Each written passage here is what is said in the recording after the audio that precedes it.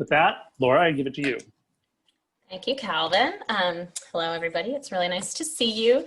I am really excited to have here today two authors of really exciting books that, at first glance are very different from one another, but I think you'll see today as Anna and Melissa talk that they've been able to find a lot of common ground between them, and I think will appeal to an interesting overlap of audiences for sure. So first, I will introduce Melissa Febos, who is the author of Girlhood, which will be on sale March 30th, 2021. Melissa's previous books include Whip Smart and Abandon Me. She is a Lambda Literary Award finalist and is the inaugural winner of the Jean Cordova Prize for Lesbian Queer Nonfiction from Lambda Literary. She has received fellowships from the MacDowell Colony, Breadloaf, and numerous others, and she's currently an associate professor at the University of Iowa, where you may have heard her mention a minute ago. She teaches in the nonfiction writing program. Carmen Maria Machado, Stephanie Danler, Lenny Zumas, Ariel Levy, and Alyssa Broder are among the many incredible authors who have blurbed Girlhood. And since I don't want to go on for too long, I will read you Jamie Attenberg's quote, which calls Girlhood a gorgeously written, perfectly calibrated investigation into the traps, paths, and challenges of being female in this world. It's a stunner of a book. You'll hear a lot more about it, but briefly, in Girlhood, Melissa examines the narratives that women are told about what it means to be a girl and the realities of growing up female in a world that prioritizes the feelings, perceptions, and power of men at girls' expense. She blends investigative reporting, memoir, and scholarship, and Girlhood is an anthem for women, a powerful exploration of the forces that seek to confine them and a searing study of the transitions into and away from girlhood on a lifelong journey of discovery. Anna North, our other author, is the author of OUTLAWED, which will be on sale January 26, 2021. And Anna is the author of two previous novels, America Pacifica and The Life and Death of Sophie Stark, which received a Lambda Literary Award in 2016. She has been a writer and an editor at Jezebel, BuzzFeed, Salon, and the New York Times, and she is now a senior reporter at Vox, where she covers reproductive rights, workplace discrimination, LGBTQ rights, and more. Some of her areas of reporting are echoed in the themes of OUTLAWED. We are pitching it officially as The Crucible Meets True Grit, but I would also recommend it for people who loved Upright Women Wanted and The Red Clocks or The Power. And while OUTLAWED has an incredible lineup of blurbs from authors including Aro Kwan, Esme Wang, and Lydia Kiesling, I would like to share with you this recommendation that just came in from Sylvie Weissman of Content Bookstore in Minnesota. She says, I am a stable and well-adjusted woman, but I still cried when I finished this book because I loved it so much. While the Western is generally a conservative genre built upon a lot of racist and sexist values, Anna North has managed to stay true to the classic in style and theme while creating a powerful and progressive story. Brief plot summary for you. On the day of her wedding, 17-year-old Ada is very happy. She loves her husband. She loves working as an apprentice to her mother, who is a midwife. But this is an 1894 America that has been devastated by a pandemic, splintered into a bunch of independent territories, and places all a woman's value on her ability to bear children. So after a year of marriage with no pregnancy, in a town where barren women are routinely hanged as witches, Ada runs away to survive. She joins up with the notorious Hole in the Wall gang, a band of outlaws led by a preacher turned robber known to all as the Kid. Charismatic and mercurial, the Kid is determined to create a safe haven for outcast women, but to make this dream a reality, the gang hatches a treacherous plot that may get them all killed. I have print arcs available for both of these books. We'll drop a link for you to request them into the chat. And to kick things off, I would like to ask Melissa and Anna to each give us their own elevator pitches for the book, and then they will talk for 20 or 25 minutes, and we'll open it up for questions, and you can drop questions in the chat as well. Melissa, why don't you kick us off? I always think I'm going to finally remember to unmute myself, but it's like we can't stop forgetting. Thank you so much, Laura, and all of you booksellers for having us and for existing. I don't know, if I was speaking super honestly about what my book is, I would say that it's basically the same thing as my previous books, which is an anthology of things I never planned on saying aloud to anyone. You would think that after 2 memoirs, there wouldn't be any left, but there is, there always is. You know, in a more helpful way, I can say that it's a collection of essays that use my own adolescence, which was nerdy and queer and sexual and super fraught, as many are, as a jumping off point to look at the dynamics and beliefs that were conditioned in as female children in this country. And it specifically looks at issues around consent, sex, beauty, our bodies, identity. And from that starting place, I use a lot of research, interviews, lyrical modes, and other texts to explore the work it takes to undo that conditioning as adults, and the extent to which I've succeeded at that work and reclaimed my own mind, body, and pleasure. It's so hard to sum things up, but I'm glad that part is over. How about you, Anna? It is really hard. Thank you so much, Laura and Melissa. I'm excited to talk about both of our books. It is really hard to sum them up. I think there are a lot of ways to think about Outlawed, but one way to think about it is as a feminist Western. It's an alternate history retelling of the story of Butch Cassidy, the Sundance Kid, and the Hole in the Wall gang. And it's also the story of Ada, who's a young midwife forced to leave her home and go on an adventure to find safety, but also her true calling in life. And the story opens in 1884. It's an American West that's like the one that you might be familiar with, but also very different. For one thing, the United States has ceased to exist, and descendants of former Americans live in independent towns dotted throughout the country. The townsfolk are obsessed with reproduction, so much so that infertile women are routinely hanged as witches. And when Ada is not pregnant after a year of marriage, she flees to the Hole in the Wall Valley and joins up with a gang of outlaws led by the mysterious Kid. The Kid has a dream to create a safe haven for outcast women like Ada and a dangerous plan to make that dream happen. And for me, the book really came together when I started thinking about it as a Western. I had initially been sort of playing around with the idea of, groups of people who have historically lived separately from others, separatist religious sects and things like this. But I was setting this book in the Northeast. I'm from Los Angeles, and I just have a much easier time writing about the landscapes of the West. And when I started delving into not necessarily conventional Westerns, but literature of the West and of the sort of quote unquote frontier, everything from Crazy Cat to this book called Lieutenant None that we can talk a little bit more about, I started thinking about the West as a place where the rules of other spaces didn't necessarily apply for everyone. Now it's also obviously a space of colonialism where that freedom for some people could come at a cost to others. So these are some of the tensions that were sort of playing in my mind as I was writing the book. But importantly, I also wanted it to be fun. So my hope with the book is that it plays with the genre of the Western and tells an exciting story in a new way. I can definitely confirm that Anna succeeded at making the book fun. And it's so interesting, Anna, to hear you talk about your conception of the book and the sort of layout of the book, because it feels, when you describe it, it sounds like kind of high concept, and it's so imaginative. But the experience of reading it, when you read or when I read like an alternate reality or sci-fi or fantasy, it always takes me, there's like an acclimation period where I have to sort of get a handle on what's going on. And you would think that a book with this premise might have that, but it completely didn't. Like, I slipped instantly into the world of this book and was instantly invested in the characters and never at all felt confused, only surprised at the unexpectedness. And, because I've read your previous work, I was almost immediately sort of wondering where it came from. And, also listening to you talk about it, like, it's just like, feels like a very powerless time in life right now. And reading about this young narrator growing up and sort of, it's in many ways, at least the first half of the book is her sort of awakening to the injustice of what it means to be in a marginalized body, even as a woman, and the desperately sort of unfair consequences of not having power. And so I guess I would like to hear you talk a little bit about sort of what started you towards this book, whether it was sort of, I know you did a lot of research and sort of were headed in other directions, but if there was sort of like an emotional impetus or an idea that really sort of pushed you into it.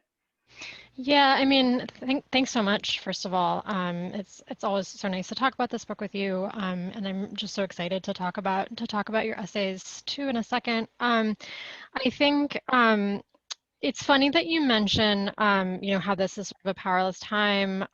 So I wrote this book, before we were in our current pandemic, obviously, but there were many other difficult things and many other ways in which lots of people were disempowered. And I also, was sort of doing the final copy edits and, looking through final drafts of the book just as, as we were in lockdown. So it's been this like strange progression of conceiving of it at a certain time that had certain problems, and then now starting to bring it out into the world, like a world that's very changed, but in which a lot of those problems have really been magnified. I mean, I think for me, the book took a lot of different forms initially, but I think there were like two kind of strands that were important to me. One was when I sort of initially got the idea in the very first place, I was actually thinking about the Shakers, a group of people who, lived often in a separate way, and they didn't have children, and it didn't continue to exist as a group because they didn't really proselytize, and they also didn't have children. But I had visited a Shaker dwelling in New Hampshire and was just so interested in, this idea of people who had lived apart from this enormous social imperative, which is reproduction. And it's especially a social imperative, I think, for people who were assigned female at birth.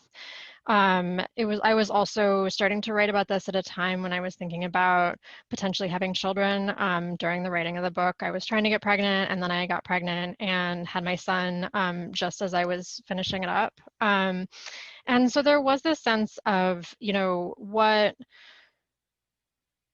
how does our society focus on, this particular act and this particular part of life to, I think, often a really excessive and damaging degree?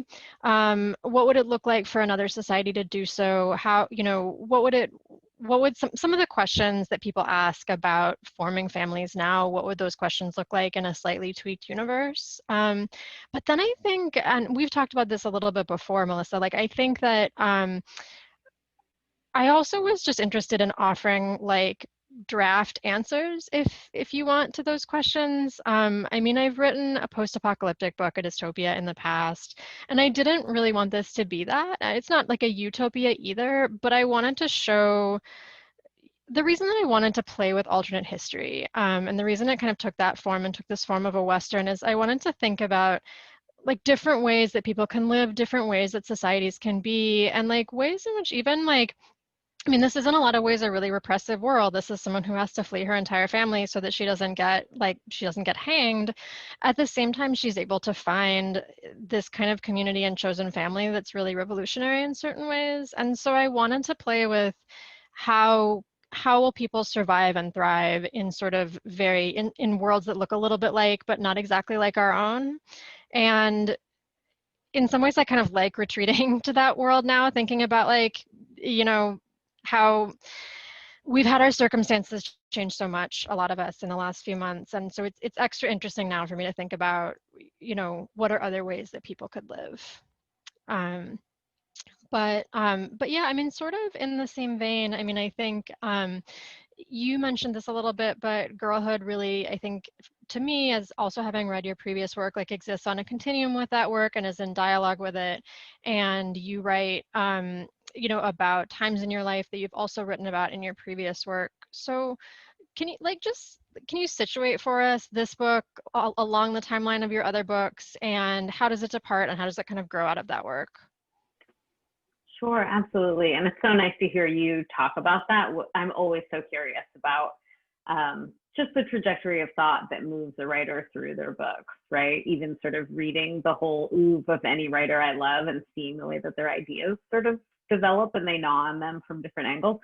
So I think, Girlhood really sort of has grown out of my previous two books, both in terms of content and in terms of form. And in terms of form, I think my first book was a pretty traditional memoir. It really just focused on my experience. It was chronological, pretty traditionally plotted. And my second book, Abandon Me, was much less linear, much more lyrical.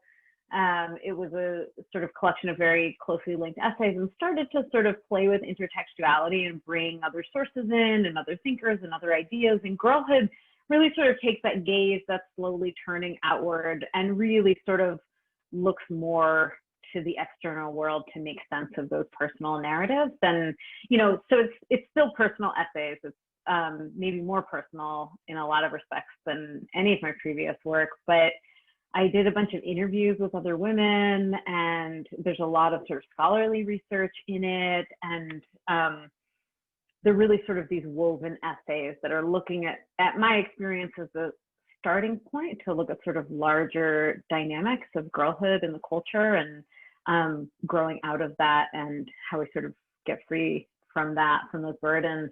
But really sort of looking to other people and other sources to come up with, if not answers, then maybe further questions, right? And I think in terms of content, you know, I've been writing about sex and desire and the body and patriarchy forever. And I think in some ways in this book, I really went back to the source. You know, I was writing mostly about my adult life in my previous books. And I don't know, you know, for me as a personal nonfiction writer, writing about sort of the origins of those obsessions, which come from, you know, the wounds of my childhood, as they often do, you know, and it's maybe even more tender than looking at it from the adult perspective. And so I think in this book, I've really gone back to the source and thought, okay, like, where do these obsessions come from? Where did that initial wounding take place?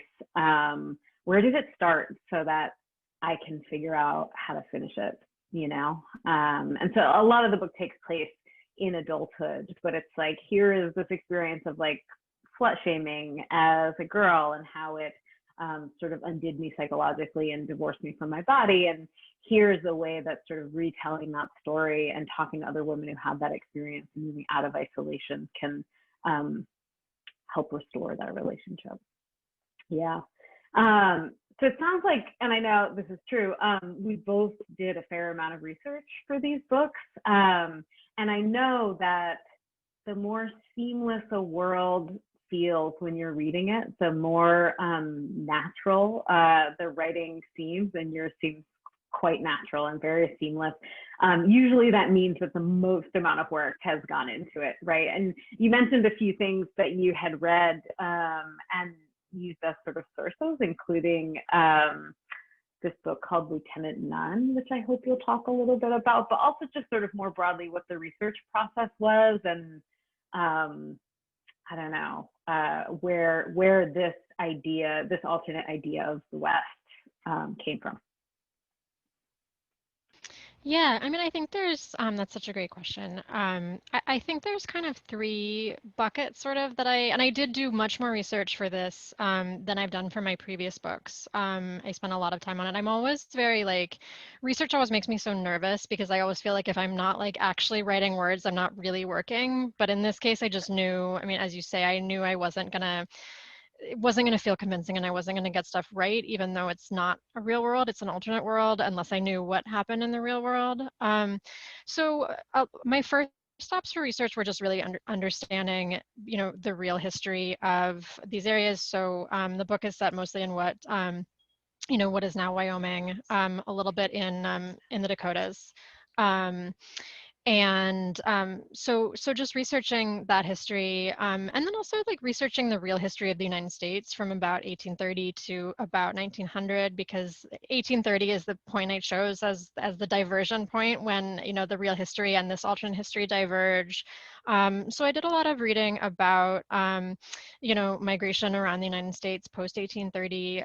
One book that was really helpful to me was Nell Painter's Exodusters, which looks at sort of pre and post Civil War migration of Black Americans out of the South, specifically westward into Kansas and elsewhere. And even though a lot of what I learned there didn't like, you know, become words in the book itself, it showed me like, you know, this is what actually happened during a certain period of history, and that enabled me to think about like what could happen in this different history. By the same token, I read a lot of histories of Native American nations in the West. I read a lot of histories of outlaws. There are some pretty fun ones. I visited the Hoof Prints of the Past Museum, which is in Casey, Wyoming. And maybe the sort of second bucket that I'll talk about is that I did go to Hole in the Wall. So it's a real place where the Hole in the Wall gang, you know, Butch Cassidy and the Sundance Kid, there are other sort of famous members of this gang. It's a real outlaw hideout in Wyoming. And I was lucky enough to be able to go there a few years back and spend some time and take a bunch of photos. And that really helped me enormously because I think this book is really grounded, and you know, the Western genre in general, even though it's what constitutes that genre is complicated, but it's just really grounded in the sense of place. So I wanted to be able to see in my mind really clearly what these kind of red rocks look like. And I also went to this wonderful strange museum that had a lot of things like brands for branding cattle and like cowboy hats. I learned about different cowboy hats. I learned about different brands. There's sort of all this like minutiae that was really fascinating, and I think helped me try to develop a kind of richness to the world. And then there's also just a lot of reading that I did early on, but throughout, that helped me just broaden my idea of what is America, what is the Americas, what is the frontier, what is an American West, what is a West. You know, and I mentioned Lieutenant Nunn, which was really a big influence on this book. It's a memoir written, I believe it's in the 17th century. I need to go back. It's on my shelf. Remember exactly the date, but it's a memoir by a person who was traveling in South America, and this person led, you know, this really swashbuckling life in the Spanish colonies, getting in a lot of knife fights, bending a lot of women, just generally kind of like being like a bit of an outlaw. And then eventually the person has to stand trial for various crimes. And at that point, she says, actually, I've always been a woman. I've been living as a man, but I'm a woman. I would like to enter a convent. And then in fact, she goes, you know, she sort of tried, and they determined that because she's actually never been with a man, although there's all these implications that she's had female lovers, they say, well, actually you can just, yep, you can become a nun. Go ahead, you're done. And she lives out her days then as a nun. And it's just this fascinating story. It's very, you know, it's not like we don't have access as contemporary readers to how this person would have identified if this person had lived today, even really necessarily how this person identified at that time. But it's this great reminder that, you know, it's very retrograde to think that gender has been fixed until recently, you know, that has been, you know, fixed in place, that it has not always been something that has meant different things to people at different times, and that has been fluid in certain ways, and that people have lived out their lives in different relationships too. And I mean, the book is just also really fun and fascinating, and I think it shows also, you know, it's a colonial story, so it's complicated from that point of view. It shows how, for this particular person, the frontier could be a place of this experimentation. Obviously, it was not a place of experimentation for people who were the colonized. So all these kinds of questions opened out when I started reading things like this. And so that's, you know, there's others, but I want to hear too, I want to hear from you about some of, I think, something that's so fascinating about Girlhood is, and you gestured at this, is that it brings together so many threads. So a lot of threads from your reading, a lot of threads from your life, and then a lot of threads from people that you talk to. I thought that, you know, a lot of these essays bring in reporting in a really interesting way. Talk to me a little bit about the interviews that you did for this book, and how they kind of informed your own experience in your reading, and how they sort of underpin in some ways these essays. Sure, thank you. And thanks for talking about your research. I have to get a copy of Lieutenant Nunn. It sounds so amazing. Yeah, so I am not a journalist. I do not have a background in that. But I think, you know, the same way that a lot of different kinds of research has made its way into my process, it really sort of develops organically. And I think in the case of Girlhood, in many ways, what I was trying to do in this book, or what the process ended up being of writing these essays, was really sort of taking the parts of my own growing up and my own girlhood that felt at the time unspeakable. They were the things that they didn't teach us in sex ed class, that we didn't talk about amongst ourselves, that didn't even end up in the conversations that my like therapist, bisexual, feminist, Buddhist mom was trying to talk to me about. It was just like the things about like desire and sexuality and the sort of devastating reality of what it means to become a sexualized female person in the culture and how incredibly limiting that felt. And so, you know, partly sometimes they felt unspeakable because it wasn't polite, or and sometimes it felt like they were unspeakable just because it was a hard thing to put words to, you know, like how do you talk about what inner consciousness, or like having existential thought, your first existential thoughts as a kid, or, you know, contemplating mortality. I just like spent so many years as a kid wondering if other people had the same things going on inside them that I did, and not really knowing for a long time for some of it. And so I think for me, when I started writing about it and naming these things, it was the first time I had thought about them objectively and was like, oh my God, this was all going on inside me as a little person. And I really just had this earnest instinct to want to call my friends and be like, did you do this too? Like, were you thinking this? Did that seem entirely fucked up to you too? And so I started doing that, and that grew into larger conversations. And it became a little bit more organized so that it wasn't just talking to my friends, but most of the women that I interview in the book are women that I know, or women that know women that I know, right? So it's a pretty self-selecting group, but it's a really, really big group if you sort of extrapolate from that all of the women who I assume have had those similar experiences, and that's really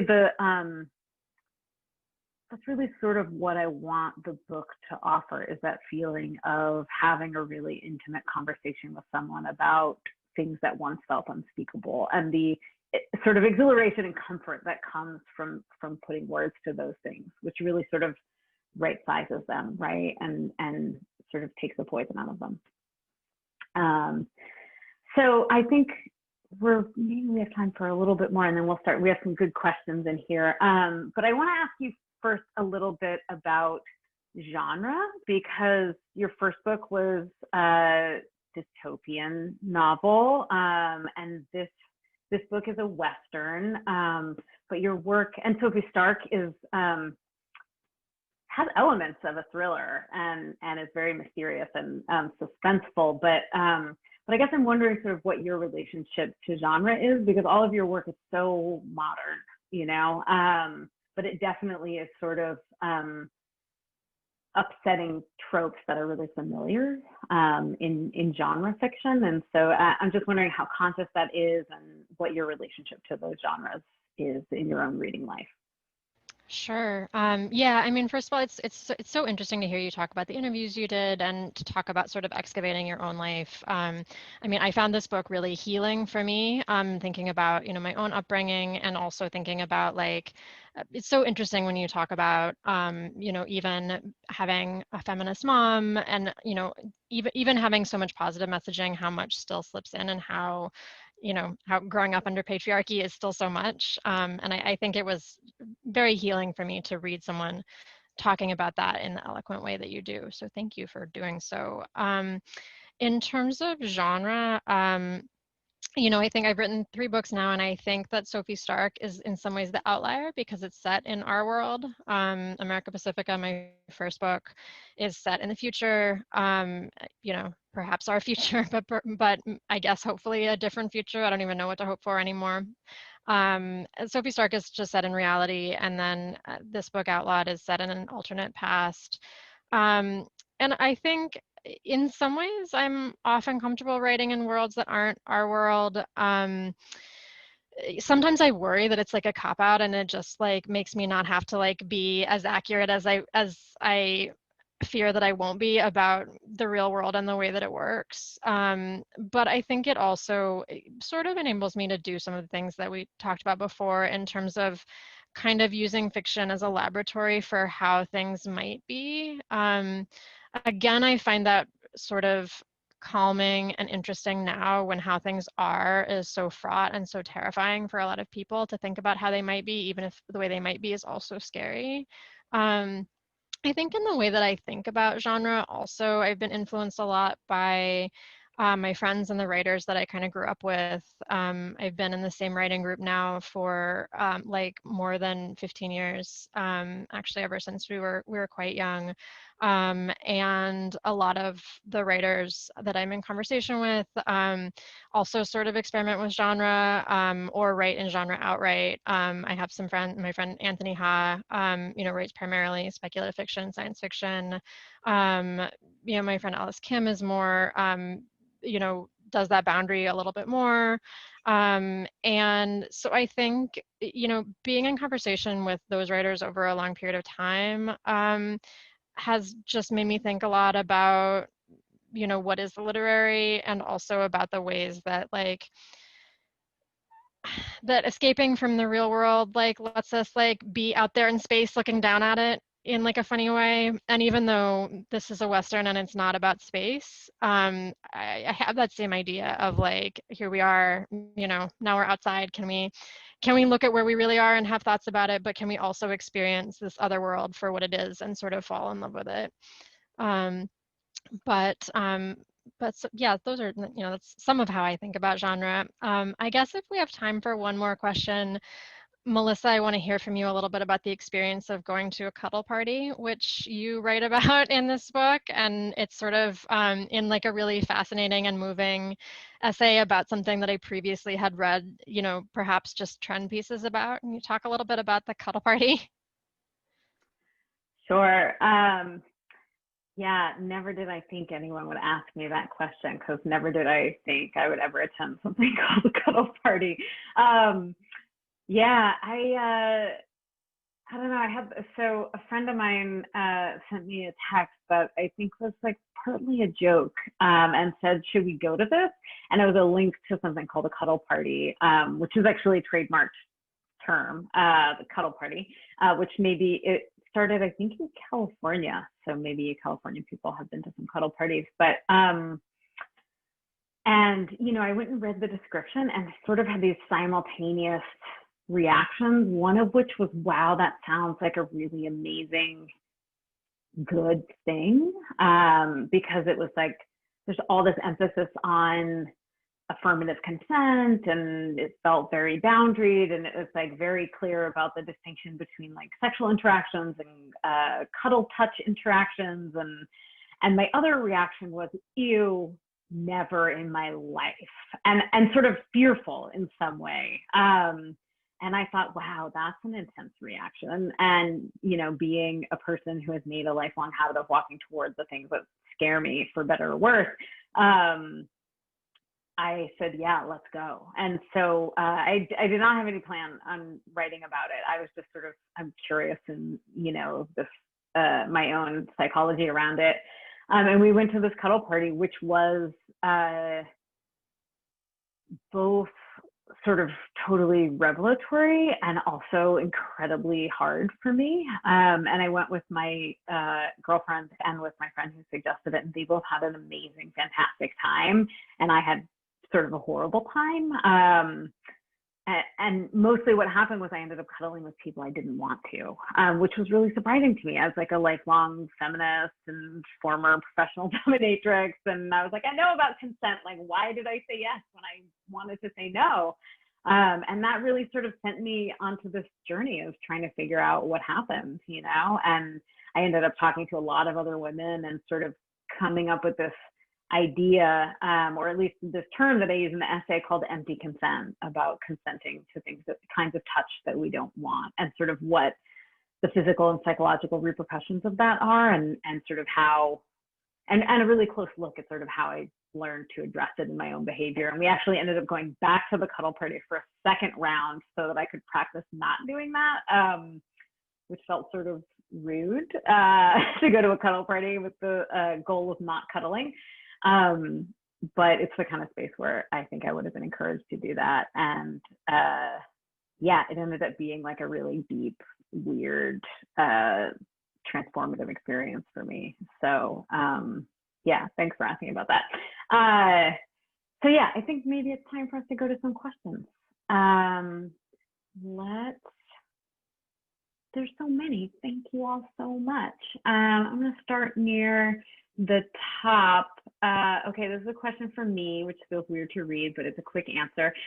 Girlhood sounds like it could be super powerful for older teen girls as they step into womanhood. How young a reader do you think we could reasonably hand the book to? Summer, I was a very precocious reader. So this, I mean, and you know, I think for me, when I sit down to write, I'm almost always writing for a younger version of myself. Like I'm writing the book that I needed. And I could have used this book at 12 or 13. I don't know if I would have been able to fully comprehend it. So I'm going to aim a little bit higher and say like mid-teens, you know? There's definitely some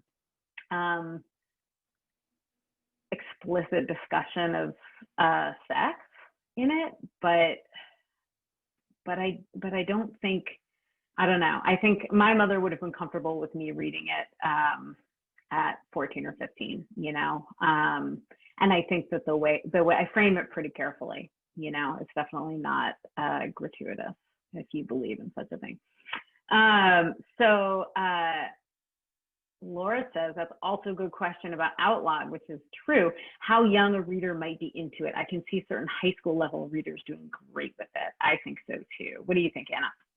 Yeah, I mean, I would agree with that. I think, you know, one thing about OUTLAWED is that it's about a very young character. She starts out, she's an older teenager herself, and then the book covers a couple of years. So, and actually, I've often had characters who are very young, sort of in circumstances that are very difficult for them. America Pacifica is about a teenager. And so it's certainly, you know, I didn't write it as a YA novel, but I think I could have read a book like this as a teenager. I think my mom would have been fine with it. Similarly, there is some explicit sex, but again, I don't think it's I don't think it's like upsetting. You know, even though it's a Western, I think that I tried. I tried to there's not a ton of gunfights. There's a little bit.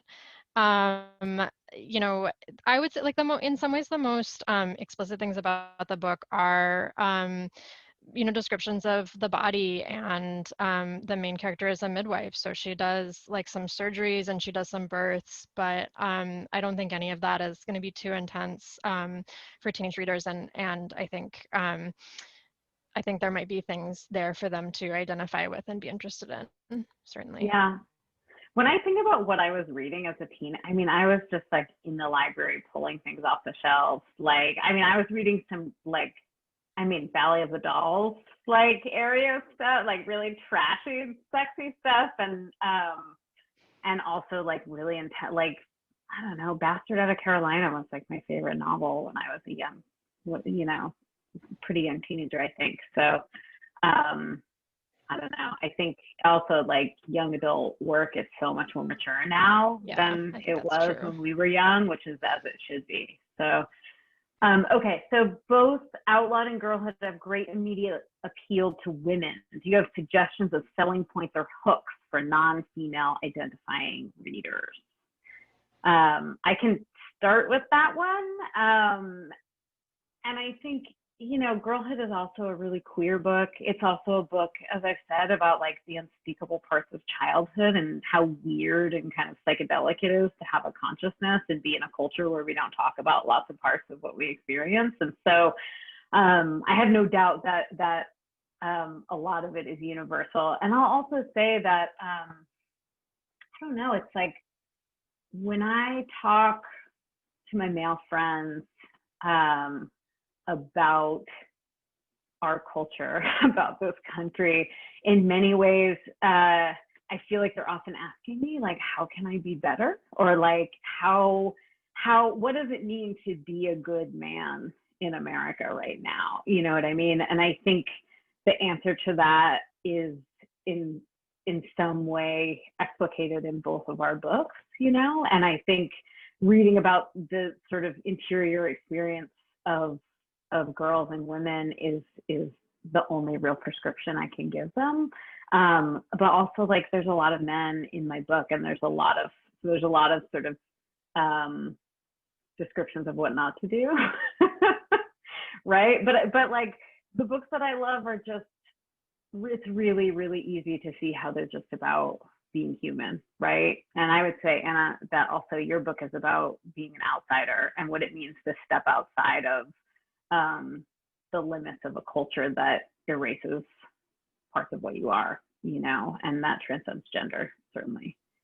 Yeah, I mean, I feel like I have a couple of plugs for girlhood for those who don't identify as female. One is just that, you know, for anybody who's ever been read by American culture as a girl, I think it is super useful and will speak to them. So there, you know, someone might not identify as female now, but if somebody else thought you were a girl at any point, you probably see yourself a lot in some of this.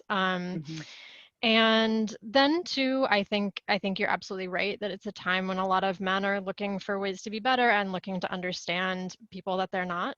And I also think for fathers, especially fathers of sons or daughters, I think this is a good book to read. You know, I mean, I have a little boy, but I think a lot about the difficulties of raising a girl, and I think it's something that this generation of dads takes very seriously. So I could certainly see it, especially for dads of tweens or, you know, girls who are kind of approaching the age that you write about or even younger. I think it'd be really great. In terms of outlawed, I mean, this is a genre that for a long time was pitched primarily at men. You know, so men have been given a lot of Western stories, and I think that, you know, this is a Western story that they could still really like and could expand their idea of what a Western story is. And, you know, to go back to, you know, my sort of pitch, like, in addition to dealing with serious stuff, I do just want this to be fun. And I think readers of all genres could readers of all genres and genders could kind of use some fun right now, even though this fun is mixed with, you know, some difficult stuff also. And I think too, you know, not to keep bringing up my kid, but I've been excited to see that children's books, more so than when I was growing up, feature a diversity of gender presentations and diversity of genders in terms of who their heroes are. I think it's good for little boys growing up to see that, and I think it's good for older boys and men also to be able to have like a diverse array of people that can be a hero and can do heroic things, you know, of all different genders, of all different races, of all different everything. So I would hope, I guess, that this would fall into that. Yeah, I read the book in 24 hours, just so you all know. I tore through it, and yeah, I defy anyone to have a different experience. Okay, Summer wants to know, Summer says that Lieutenant None sounds fascinating, which it does, and wants to know if there are any other great bits of research that you collected, Anna, that didn't end up making it into the book. This is so interesting. Yeah, I like peeked in the chat and saw this, and then I was trying to remember if there were any like really great anecdotes. One thing, this is like more of a missed opportunity than a great bit of research, but I did not make it all the way up to Hole in the Wall. So there's, you know, there's like an outlaw camp, and that still exists. You can look at it. It's not quite the same. Then you hike way out, you know, across this valley to these red rocks, and then you can continue hiking up to Hole in the Wall. Which is like this little notch where the outlaws would go, and then you could like see your battle laid out before you kind of, and see your adversaries. And that turned out to actually be quite difficult to get to, and I didn't end up going there. So in some ways, that's my like one that got away piece of research. Like I wish that I'd actually made it there, and maybe, you know, when we're traveling again, you know, maybe I'll actually be able to make it up there and kind of see it for myself. Yeah, I mean, those descriptions in the book are absolutely gorgeous too, of the hole in the wall. Did you, is there research for you that ended up like on the cutting room floor, or like reading that informed it that didn't necessarily make it into the text? Oh, definitely. I feel like something like 5 or 10% of what I research makes it in. And, you know, there comes a point, it's like I read so many scholarly articles, and just like had my mind blown so many times by things that I was reading, which in many ways was like, when I was a kid and I wanted to be a writer, that was sort of my fantasy. Like I was such a little nerd. I was like, I want to be everything and study everything. And then in my teens, I was like, oh wait, as a writer, I can do that. I can be sort of like a hack expert in whatever I want for a short period of time, and I don't have to actually become an expert.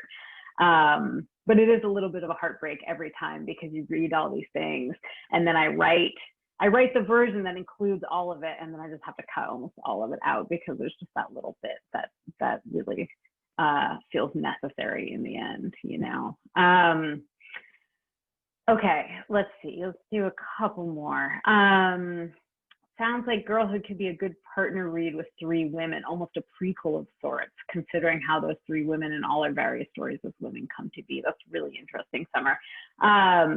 I totally tore through 3 women when it came out. And I think, you know, in many ways, it definitely feels super related, because I think, you know, I'm writing about sort of the beginning, the indoctrination into the sort of ways of thought and dynamics and patterns that those women were also playing out, and also learning in the case of sort of that younger one. But I also found 3 Women an incredibly sad book. And to me, it seemed less a book about female sexuality than it did about what happens to women who are sort of squashed under patriarchy, even when their lives appear to be more free than that. Like I found it really, really compelling and really, really sad. And I think while the sort of starting place of Girlhood is about those same dynamics, my hope is that where it ends up is actually a really different place, which is like, it actually doesn't have to end up in the kinds of relationships that those women end up trapped in, but it can be totally different, you know? And it doesn't have to be this sort of like downward spiral into like a really limited definition of what a sexual relationship or a sexual identity can be. But I do feel like they're natural sort of companions. I definitely think probably she and I are interested in exactly the same stuff. Let's see. Okay, here's another one for me. Will there be any new material added to Girlhood to reflect the ways in which women are particularly being impacted by the circumstances of the pandemic, quarantine, emotional labor, jobs? It's too late, sadly, to add anything new, even though like, I don't think we ever stop wanting to add new things. But I am working on a bunch of other essays, and some of those things do sort of work their way into it. You know, that actually makes me want to ask you a question, Anna, about what is happening next for you in your writing. You don't have to answer that if you don't want to, because it's a terrible time for any writer to be like coming up with new ideas. But I'm just curious sort of where, particularly in terms of genre, what the next sort of step is from Westerns, if you know. If you don't know, just ignore me. Yeah, no, I mean, it's an interesting question, because I think in, you know, maybe like January-ish, I felt like I was like ready for a new project, and I was thinking about, and I still am thinking about this idea. I was thinking about writing this book that would be kind of a mystery novel, and it would like play with that genre, which is one I haven't really played with before. And I had like a particular idea for a mystery that I wanted to tell.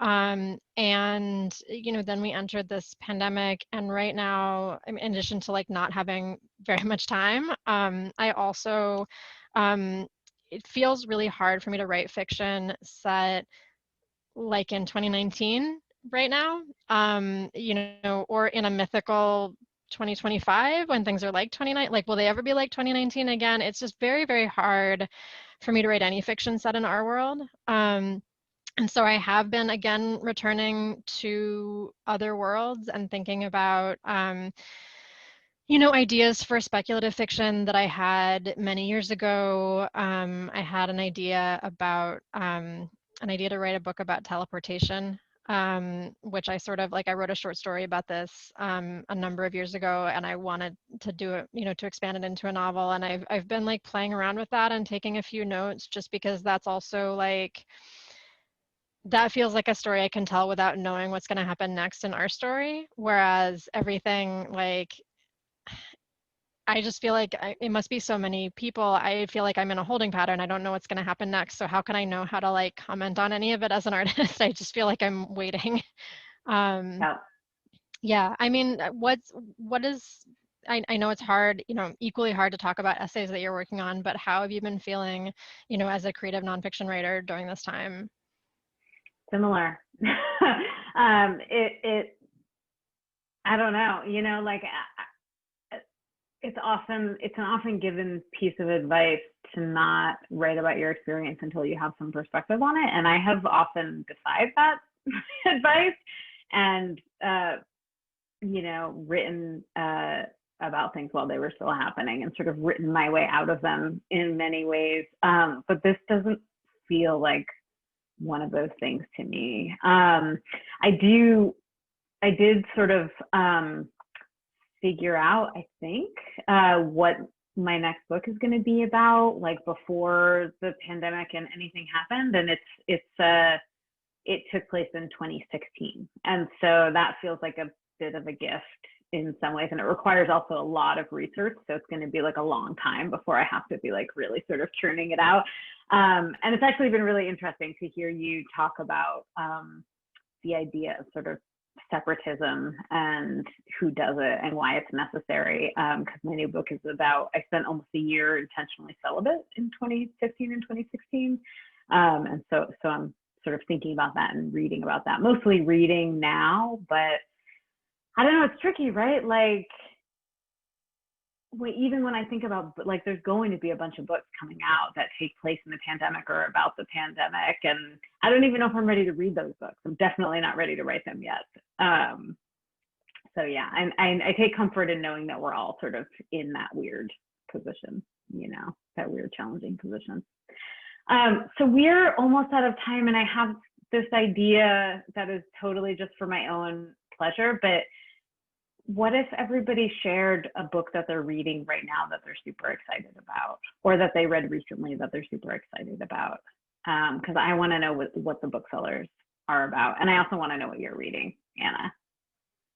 Can we do that? I can start.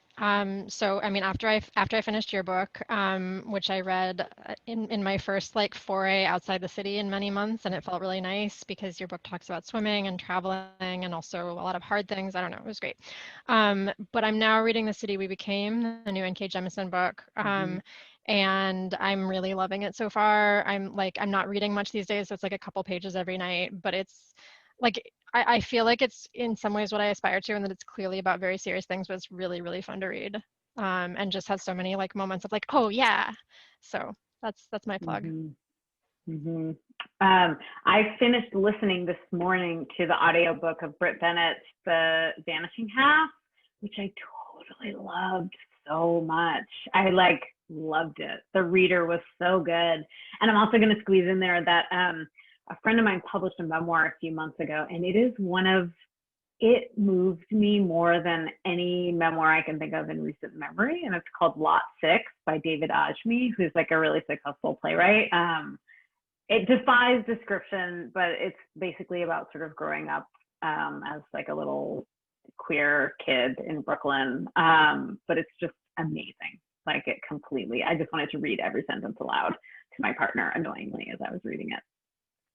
You're not the first person to recommend that book to me. It's so good. What about you all? Laura, what are you reading? Well, I wouldn't be good at my job if I didn't plug another Bloomsbury book. But I just read the manuscript for a novel we have coming out in spring 21 called The Kingdoms. The author is Natasha Pulley, who wrote a couple of like sort of like historical fiction with a little bit of fantasy and like a little steampunk element. One was called The Watchmaker of Filigree Street, which was excellent. So this one is The Kingdoms, and it is historical fiction set during the Napoleonic Wars, but it is also a time travel novel and a high seas adventure pirate novel. Wow. And she's doing a lot, but she completely pulls it off, and it's amazing. So, you know, anyone attending, I'm happy to send early manuscripts too if you'd like to take a read. That sounds incredible. Yeah.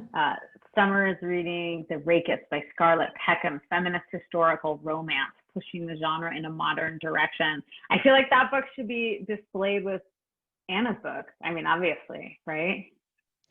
Anna and Melissa, that was fabulous. Thank you.